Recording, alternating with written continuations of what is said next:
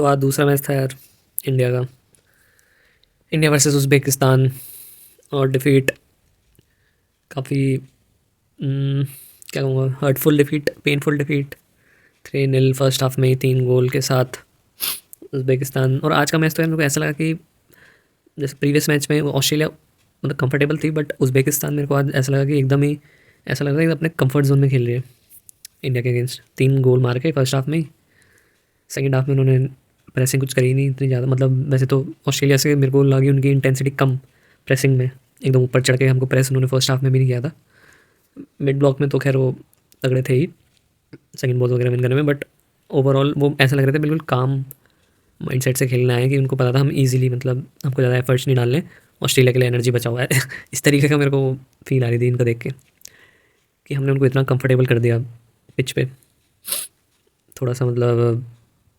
Superiority complex type show कर रहे थे उनके। टेक्टिकली मेरे को ऐसा फील हुआ कि वो कर नहीं रहे हैं इतना, जाने दे रहे हैं। बट हालांकि स्कोर लाइन थोड़ी और शर्मनाक हो सकती थी, वो तो आज गुरप्रीत पाजी ने अच्छे अच्छे सेव्स करे। बट यार मैं मैच या कोच ने क्या किया इस पे जाने से पहले एक चीज़, मतलब जो मैं मैच देखते समय फील कर रहा था, वो मैं स्टार्टिंग में ही शेयर करने देना चाह रहा हूँ कि जैसे मैं सोच रहा था यार इतनी एक्साइटमेंट से अब जा रहे हैं, मतलब अब देखते हैं अब फैंस जितने में हो गए हैं। एक तो पहले जेनजी को मैं क्रेडिट देना चाहूँगा, जो अब ये 2000 के बाद जो पैदा हो रहे हैं ना, ये 21st सेंचुरी के बच्चे, इन्होंने खासा इंटरेस्ट मैं देखता हूँ अब फुटबॉल को लेके, इंडियन फुटबॉल को लेके।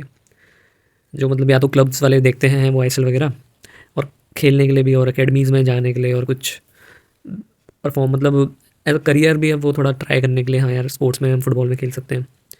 और फॉलो तो करने लगे हैं। तो सोशल मीडिया में भी तो एक अब कवरेज अच्छा खासा होता ही है एक,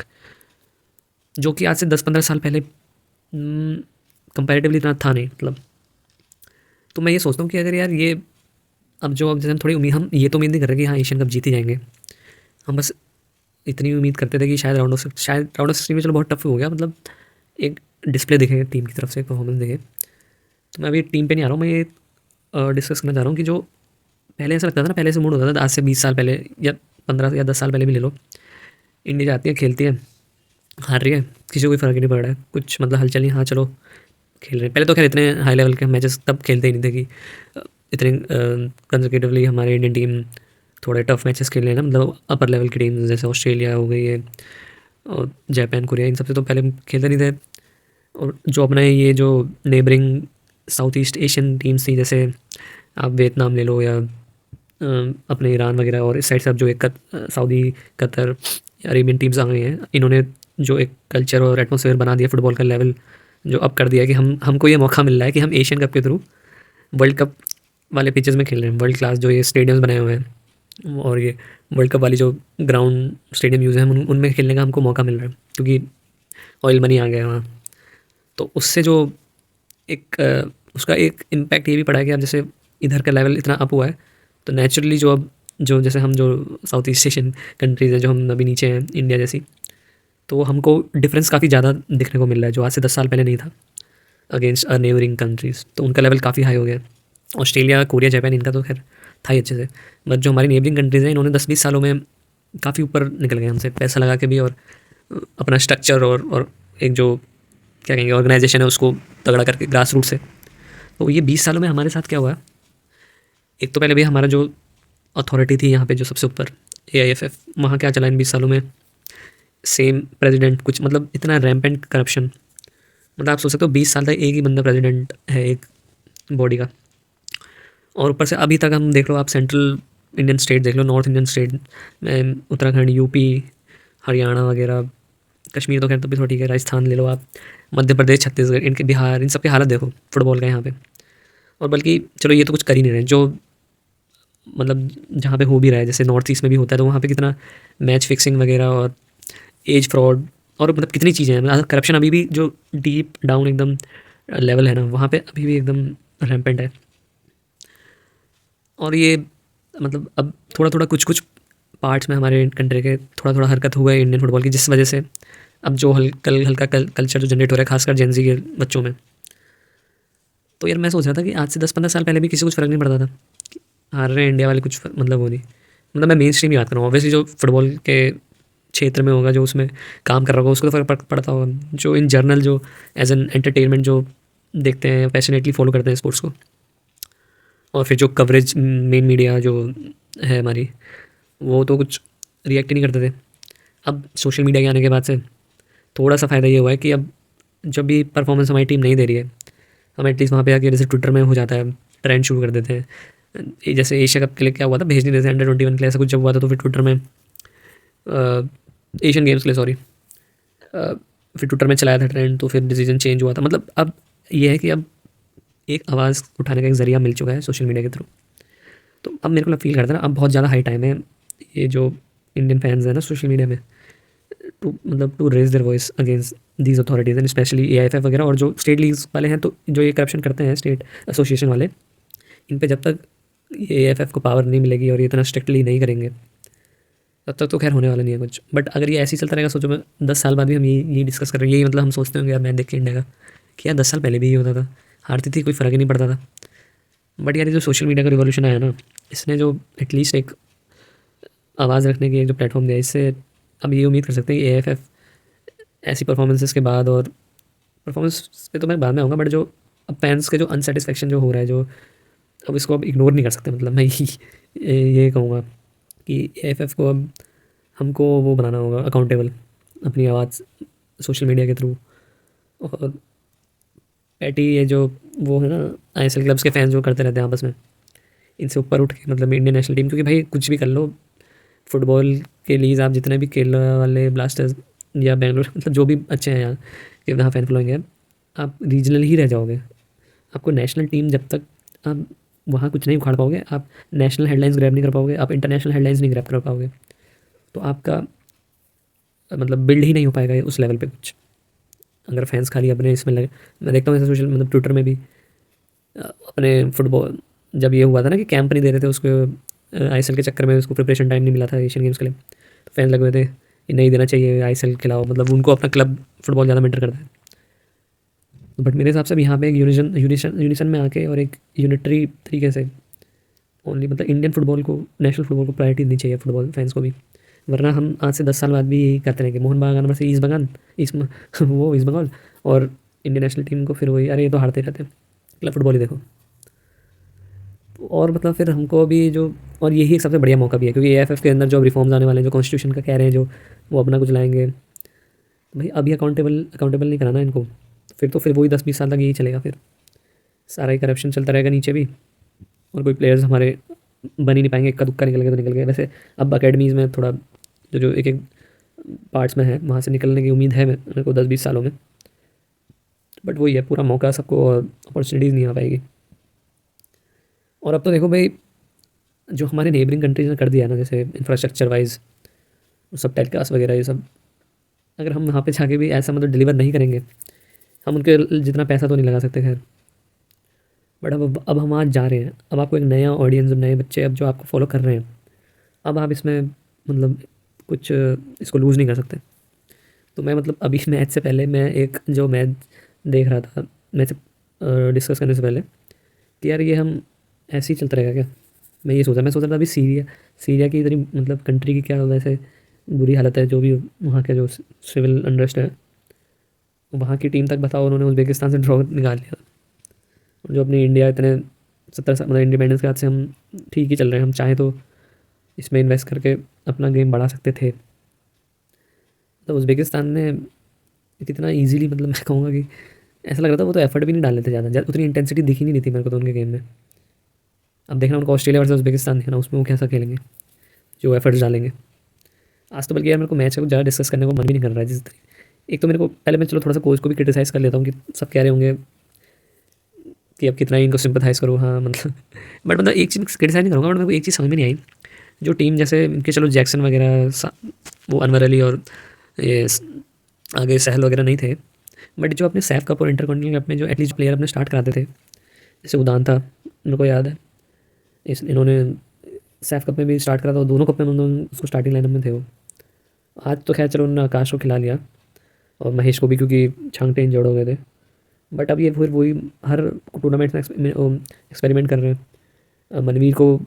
राइट विंग में शिफ्ट करके, बल्कि मेरे को याद है लेफ्ट और राइट विंग में स्विच करते रहते थे छांगटे और महेश, जब दोनों स्टार्ट करते थे, और उदांता भी खेलते थे जैक्सन के साथ। तो सुरेश को उतना टाइम नहीं मिला था पहले दो जो टूर्नामेंट्स है। बट आज आप जैसे एक तो अब तो मतलब एक फर्स्ट 11 तो अब तक आप 4 साल 5 साल हो गए हैं, आपकी एक फर्स्ट 11 एक पक्की हो जानी चाहिए ना, स्ट्रॉन्ग 11। हाँ मतलब 3 समझ गया वो नहीं थे, बट और भी तो प्लेयर्स हैं। फिर आज आपने वो शुभाशीष बोस की जगह फिर उनको चांस दिया था आकाश मिश्रा को, और चांगटे की जगह फिर वही आ गए थे महेश। और क्या चेंजेस थे? और हाँ Thapa, Tangni Thapa was a regular starter in those previous 2 tournaments. तो ये मतलब मेरे को एक थोड़ा सा समझ में नहीं आया कि हाँ मतलब मैं ये समझता हूँ कि अपोनेंट अलग हैं तो उस हिसाब से थोड़ा अलग अप्रोच रहती होगी। और यार बाकी गोल जो इतने खाए, मतलब जिस तरीके से जैसे ये पहला गोल, बॉल वॉचिंग हो गई थोड़ी, ये मैं काफ़ी बार देखता हूँ, मतलब संदेश सिंघन थोड़ा स्टैटिक हो जाते हैं। जैसे मेरे को याद है हीरो इंटरकॉन्टिनेंटल कप में भी एक गोल जो हमने खाया था उसमें भी मैंने ये डिस्कस किया था कि वहाँ पे वो एकदम खड़े हो गए ना, वो बंदे के पास अटैक में कर रहे हैं ना, प्रॉपर पूरा घुस रहे हैं चैलेंज के लिए, ना पीछे जा मतलब पीछे भी नहीं डिफेंस फॉल बैक कर रहे हैं, कभी कभी एकदम स्टैटिक से होकर देखने लग जाते हैं जिंगन। बट ये वाला थोड़ा सा मैं कहूँगा रिकेश है कि यहाँ पे उन्होंने देखा फर्स्ट बॉल विन करी और उसने भी एकदम कोने में हेडर मार दिया इस बंदे ने। ये 22 नंबर और ये 10 नंबर, इनके दोनों बड़े मस्त खेले थे यार दोनों। देखो इनकी हाइट हमारे प्लेयर जैसी, छोटे छोटे दिख रहे हैं, 5 फुट 7 इंच 8 इंच के होंगे। 10 नंबर वाले भी ये थे। फिर एक सेफ था आज यार, मतलब मेरे को ज़्यादा दिखाने का मन नहीं कर रहा है, मतलब डिस्कस करने का थोड़ा फिर से मतलब वो हाईलाइट तरीके से देखने का मन सा नहीं कर रहा है, क्योंकि गोल भी बड़े घटिया खाए हैं। जैसे दूसरा गोल देखो कैसे, कहाँ पे हमने बॉल लूज़ करी है, देख रहे हो एकदम सेंटर सर्कल के पास, मतलब इतने दूर उस गोल से। फिर उसके बाद हमने मतलब ये एक तगड़ा क्रॉस था ये यहाँ पे इंटरसेप्ट करने की कोशिश करी थी, तो इस साइड से फर्स्ट हाफ में निखिल पुजारी की साइड से तो खूब ही मतलब मूव्स आ रहे थे, बहुत ही स्पेस। एक्चुअली अब यार ये जो वो है ना मनवीर, वो भागता तो खूब है, बट यार उनको मेरे को ऐसा लगता है उनमें थोड़ा वो क्या कहेंगे वाला माइंडसेट नहीं है डिफेंडिंग वाला, जो मैंने लास्ट वीडियो में भी बोला था कि मेरे को कब डिफेंड करना है और कब मतलब ट्रैक बैक करना है इस तरीके से। अब ये गोल जो मतलब ये यहाँ पे बिल्कुल ही आकाश मिश्रा क्या ही कर सकते थे यार, वो तो लेफ्ट बूट लगा के फिर भी उन्होंने काफ़ी सही बचाया भाई। वो बहुत टफ था ये इंटरसेप्ट करना यहाँ पे एकदम गोल लाइन के पास, क्योंकि बॉल बहुत प्यारी डाली थी उन्होंने, पेस था उसमें काफ़ी। उसके बाद भी उन्होंने काफ़ी बचा के बाहर करने की कोशिश करी, वो गोल में लग के हार्ड लग। एक अच्छी प्रेस जो यहाँ पे हमने बनाई थी, अगर आपको याद आ रहा हो फर्स्ट हाफ में, यहाँ पे एक अच्छी प्रेस करके हमने तगड़ा ही बिल्कुल चोक करके हम गोलकीपर ने क्लियर करने में वो क्या करा ये, और हमने बॉल विन करी। बट फिर वो थापा ने क्रॉस भी इतना तेज़ डाला, और मतलब सुनील छेत्री भी प्रेस में ऊपर ही चढ़े थे तो उनकी पोजिशनिंग भी अजीब थी। और इसमें मतलब थ्रेटनिंग बॉल थी बट कोई अपना था नहीं बंदा। फिर यार एक ये सेट पीस का एक नए कोच आए हैं ट्रेवर सिंक्लेयर, उन्होंने सुनील छेत्री के क्रॉस में हेडर मारा। बट यार मैं तो थोड़ा वही हैरान था कि छेत्री साहब क्रॉस बना रहे हैं, क्योंकि अक्सर तो यार हेडर लेने के लिए छेत्री साहब डी के अंदर होते हैं, बॉक्स के अंदर। बट पता नहीं कोई नई नए कोच आए हैं तो नई तरीके से खिलाना चाह रहे हैं। एक्चुअली सुनील सर की क्रॉस भी तगड़ा था, वो थोड़ा बॉल मतलब अच्छी बना देते हैं वो क्रॉसेस, शायद ऐसी कुछ देखा होगा फ्री किक्स में। फिर मतलब ईजिली हम इतना देखो, एक ये बहुत बढ़िया सेव था गुरप्रीत पाजी का, बट ये हम इतनी ईजिली वो हमारे बैकलाइन को एक्सपोज करके इतनी ईजिली खोल रहे थे। यार आज मेरे को मैच सच बताऊँ ज़्यादा डिस्कस करने का मन कर नहीं रहा है यार। मैंने स्क्रीनशॉट्स तो खैर हालांकि सारे ही लिए थे ये पाजी के सेव्स के, और एक अटैम्प्ट चलो यहाँ पे क्रेडिट दे देते हैं महेश का, भाई ये बहुत तगड़ा शॉट था, जितना क्लीन हिट करा था ना ये, बिल्कुल ही एकदम परफेक्ट हिट करा था एकदम बॉल, और जो फुट का कॉन्टैक्ट था बहुत तगड़ा मारा था यार ये। फिर तीसरा गोल आ गया था, नहीं अच्छा नहीं, ये तो वो अटैम्प्ट था हेडर से कॉर्नर में, काफ़ी सही उछले थे, बट ये प्लेयर काफ़ी क्लोज आ गया था, इसने थोड़ा रोक दिया सुनील सर का ये। बट अगर ये शायद खाली होते ना, यहाँ पे कोई नहीं होता मार कर रहे होते, तो शायद से सर कन्वर्ट कर देते इसको हेडर में, जहाँ तक सर की मतलब हमने देख रखा है इनकी एबिलिटी सुनील सर की, तो ये मेरे को लगता रहा था ये कन्वर्ट हो जाता। और तो फिर भाई सेकंड हाफ में उन्होंने और जैसे चांसेस क्रिएट करे, फिर ये तो खैर गोल था ही फर्स्ट हाफ का ही। यार मैं आज कुछ ज़्यादा डिस्कस करने का मन सा नहीं कर रहा है यार, थोड़ा ज़्यादा ही बुरा लग गया यार। मैं एटलीस्ट सोच रहा था ड्रॉ व्रॉ के लिए खेल लेते। ये गोल भी ऐसी हुआ कि इस बंदे का अच्छा कॉन्टैक्ट हुआ नहीं वो बॉल पे, और पोस्ट से टकरा के वो भी उसी को मिल गई यार, जबकि उसका पैर भी सही से कॉन्टैक्ट नहीं हुआ था। एक हमारे देखो प्लेयर कैसे खेल लेते हैं यार, बॉल आ रही है फर्स्ट बॉल को विन करने के लिए, दोनों देख नहीं रहे, इंजर्ड कर रहे हैं दूसरे को। अपुया के ऊपर वो इतनी ऊंची बॉल में अपने प्लेयर के आकाश मिश्रा पीठ में मार रहा है यार, कमर में घुटना लेके घुस गया अपुया के। मतलब ये तो हम वहाँ पे इतने ऐसे स्टेज में वर्ल्ड स्टेज में जहाँ अच्छी टीमें आई हैं वो देख रही हैं। और ये तो भाई ऐसे लोकल टूर्नामेंट्स में होता है इस तरीके का सीन। तो इतना आप समझ सकते हो कि प्लेयर्स कितने पैनिक और वो कर रहे हैं 3 गोल खाने के बाद। इतने पैनिक मोड में है कि वो देख ही नहीं रहे हैं, ये मेरा ही तो बंदा खड़ा है, वो कैसे घुस रहा है बिल्कुल उस पर घुटना लेके यार कि अपोनेंट का है बंदा है उसको। अपूया को लेटा दिया था वहाँ पे, वो थोड़ी देर तक बैठा रहा मिश्रा साहब ने। एक ये भी क्रॉस आया था, ये हमारा हमारा मतलब ये तो ये पोस्ट पेड हुआ था। फिर ये भाई ये फर्स्ट हाफ का, ये सेकंड हाफ का था टाइम, तो जब राहुल को भेज दिया था मनवीर की जगह, जो मेरे को लग भी रहा था। फिर राहुल के पी ने सही अटैम्प्ट लिया था ये, बट सेव कर लिया था। फिर सुनील छेत्री को बॉल पाई थी, उन्होंने तो खैर ब्लॉक ही कर दिया था शॉट को, बट ये बंदे ने सही शॉट मारा था राहुल ने, बट फिर भी अमल लकी रहे, पोस्ट में लगा। फिर सेकंड हाफ में हमने थोड़े से चांसेस थोड़े से हमको ज़्यादा मिले इस, मतलब ये तो खैर स्टार्टिंग में आ गया था। फिर उन्होंने भी चांसेस तो उन्होंने भी काफ़ी, मतलब सेकंड हाफ में उनके भी अच्छे थे, बट हमने सेव करे, गुरप्रीत पाजी ने सेव किया काफ़ी। छेत्री सर को भी, आज ईशान पंडिता को भी मौका मिला, बट ईशान पंडिता यार मेरे को ना थोड़ा सा उतना पेस नहीं लगता जितना सुनील छेत्री सर में है। मतलब एज अ स्ट्राइकर वो मैं कहूँगा जैसे थोड़े फिनिशिंग वगैरह अच्छी होगी, बट जो थोड़े बॉक्स में रह के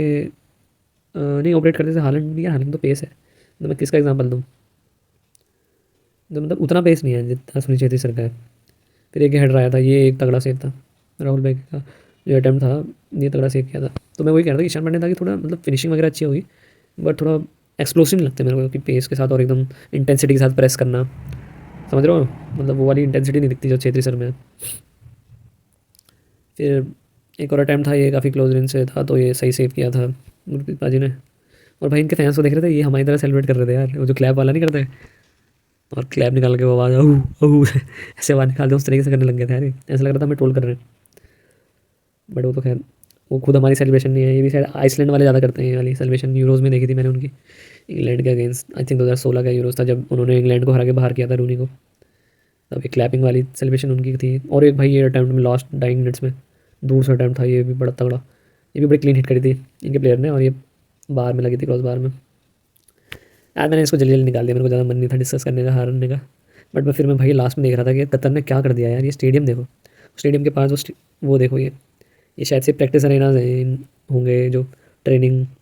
ट्रेनिंग ग्राउंड्स होते हैं, ये मेरे को वो लग रहे हैं। 1 2 3 4 5 6 कितने फील्ड्स हैं, मतलब उन्होंने इंफ्रास्ट्रक्चर में कितना डाला है। ऑब्वियसली यहाँ वर्ल्ड कप हुआ है तो खैर ये तो करना ही था, बट क्या हम इतना पैसा फेंक के जैसे सऊदी वालों ने किया, पहले वर्ल्ड कप अपने यहाँ रखवाया उन्होंने, 10-12 साल पहले बिड जीती थी वर्ल्ड कप कराने की, फिर पैसा लगा के फिर ये सब बिल्ड किया, और तब उसके बाद से फिर उनका लीग भी फिर, सॉरी कतर थे वर्ल्ड कप कराने वाले, बट सऊदी ने भी फिर जैसे पैसा फेंका उन्होंने देखा। क्योंकि ग्लोबल स्टेज में देखो फुटबॉल, अगर आपको एक छाप छोड़नी है और एक क्या कहेंगे हैगमनी अपनी क्रिएट करनी है, तो फुटबॉल इज़ द मतलब मोस्ट पॉपुलर स्पोर्ट, तो उसके थ्रू तो इंडिया में खैर इतना पैसा नहीं है कि हम वर्ल्ड कप बिड हम जीतें, करप्शन करें फीफा को पैसा खिला के हम अपने बिड लें, फिर इतना पैसा लगाएं। और देखो कितना मतलब वहाँ का लेवल ही अलग हो गया है, वहाँ कोचेस भी सब बाहर से आ रहे हैं, मतलब ग्रास रूट से मैं कह रहा हूँ, ऊपर तो खैर हो ही गया है बाहर से प्लेयर ला के, बट ग्रास रूट से भी उन्होंने इतना अपना लेवल उठा दिया है कि हमारे जैसे जो इनके एशियन नेबरिंग कंट्रीज़ हैं वो तो सब इतने पीछे, मतलब हम तो खासकर कुछ ज़्यादा ही पीछे हो गए हैं यार। ये उज़्बेकिस्तान, वियतनाम वगैरह ये तो खैर तब भी ठीक कर रहे हैं, पता नहीं यार इंडिया का क्या होगा यार ये AFF को। अब तो भाई मतलब ये तो ऐसा है ना कि टर्निंग पॉइंट जैसा है, अगर अभी भी AFF के मतलब ये 20 साल का जो इतना, वो प्रफुल्ल पटेल AFF का जो प्रेसिडेंट था, इसने इतना चूस लिया, मतलब इतना अपने जेबें भर ली स्टेट एसोसिएशन ने, सारे लगभग सारे स्टेट्स के जहाँ पे अच्छा भी हो रहा है अभी, वहाँ पे भी मतलब 20 सालों में इतना हम पीछे चले गए, पीछे रह गए, मतलब ये बाकी हमारे जो कंट्रीज़ थे। तो ये टर्निंग पॉइंट है भाई। अब अगर कुछ नहीं होगा, ये सुप्रीम कोर्ट की जो इंटरवेंशन हुई ना, जो इतना सब बवाल हुआ और प्रेसिडेंट चेंज हुए, और अभी भी अगर थोड़ा पॉलिटिकल इन्फ्लुएंस तो खैर रहता ही है, बट अब इंटेंट अगर नज़र नहीं आया, क्योंकि अब थोड़ा थोड़ा जनता का हो रहा है, खास करके जो न्यू जनरेशन है, ओल्डर जनरेशन तो पता है जो मेरे से मेरे बड़े बड़े भैया हैं जो भी बच्चे वाले शादीशुदा हैं, वो अभी भी जैसे वो प्रीमियर लीग वो सब देख रखा है उन्होंने अपने बचपन में, बट उनसे अभी भी इंडियन फुटबॉल फॉलो नहीं किया जाता, क्योंकि बचपन से उन्होंने वो सब देखा है क्वालिटी फुटबॉल। तो ये देखना बहुत टफ होता है, मेरे लिए भी बहुत टफ था, बट इंडियन फुटबॉल जो नेशनल टीम का है वो तो ISL से अच्छा लेवल लगता है मेरे को। और इसमें ISL में तो खैर बाहर के प्लेयर्स भी खेलते हैं, और बाहर इसमें तो वो है नहीं, तो इस वजह से मैं इसको फॉलो कर लेता हूँ ईजिली, मतलब एक पैशनेटली मेरे को मन करता है सारे मैचेस देखने का। तो भाई इसलिए अगर अब AFF को तो अब तो रिस्पॉन्सिबिलिटी लेनी पड़ेगी, और अकाउंटेबिलिटी के साथ काम करके तभी कुछ हो सकता है भाई। अगर अब नहीं तो मतलब हम मतलब बहुत ज़्यादा ही पीछे हो जाएंगे यार, क्योंकि हमारे एक ये जो जैसे देखो आप कॉन्टिनेंट वाइज आप देखो तो ऑस्ट्रेलिया तो पहले से ठीक थी, ठीक है, आप साउथ अमेरिका में तो वहाँ है ही, नॉर्थ अमेरिका US वाले भी अब अच्छा, मतलब वहाँ पे भी सब बढ़िया ही हो गया है। लीग्स के हिसाब से वहाँ के, और जो वर्ल्ड कप तो खेल ही रहे हूँ। अफ्रीकन कंट्रीज़ वाले भी खेलते ही हैं। यूरोप तो खैर है ही। एशिया में तो अपने जापान, साउथ कोरिया, ये सब तो थे ही पहले से। एक जो हम बुरा मतलब पीछे रहे, ये जो साउथ ईस्ट एशियन कंट्रीज़ थी, उसमें भी चाइना ने खूब पैसा लगाया, वो स्टार्स को लाए, इनिएस्टा वगैरह, मतलब जो भी थे, बट उससे तो कुछ हुआ नहीं। वैसे ही हमने किया आईएसएल में, जो हम लोग लाए बर्बाडोव और वो, मतलब सारे जितने भी रोबर्टो कार्लोस वगैरह। तो लेकिन बट वो एक वो मिल गई, एक हेडलाइन, और एक आइज, जो यूरोस्नॉम जिनको आप कहते हो, उनकी एक नज़र पड़ गई। बट उससे देखो आपको, हमारे जो कंट्री है उसको कुछ ऐसे फ़ायदा नहीं हो ना, हमने प्लेयर्स तो निकाले नहीं। तो भाई अगर हम अब नहीं करेंगे ना, 10-20 साल में हम कुछ, फिर बहुत ही मतलब फिर तो ऐसा भूल ही जाओ फुटबॉल आने वाले 100 सालों तक। क्योंकि अब जो एशियन कंट्रीज़ ये सब थी, इसमें अरब नेशन ने तो बढ़त बना ली पैसा लगा के, और जो इस पे ध्यान दे रहे हैं, जो हमारे वियतनाम और ये उज़्बेकिस्तान, इस तरीके की कंट्रीज़, ये एफर्ट्स डाल रहे हैं, चीज़ें सही से कर रहे हैं, अपने यहाँ लीग्स करा रहे हैं। भाई आज बहुत मूड ऑफ हुआ यार।